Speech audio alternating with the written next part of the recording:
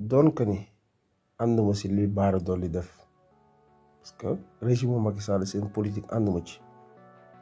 waaye dafa am yoo xamante ni nag du waxu nit. Macky Sall suy dundam di def lu ko neex kooku moom la ñun li ko falee woon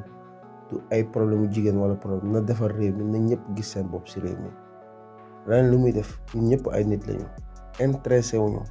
parce que ku nekk am nga sa vie privée parce que ñu faluñu nit ndax day doxaan wala nanga yooyu intéressé wuñu maanaam dañu war a fal nit si njub ak programme. Bara Dolly li nga def ni doon ko ni ànduma ci waaye fu ñu téye Bara Dolly Suzanne Camara warul fanaan këram parce que li mu wax a gën a garaaw moom bakken la laaj dafa dem ne nañ leen faat Sonko moom bakken la laaj keneen nag waxu sexe la wax ak nangam mais moom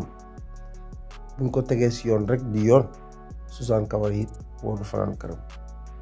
wasalaam.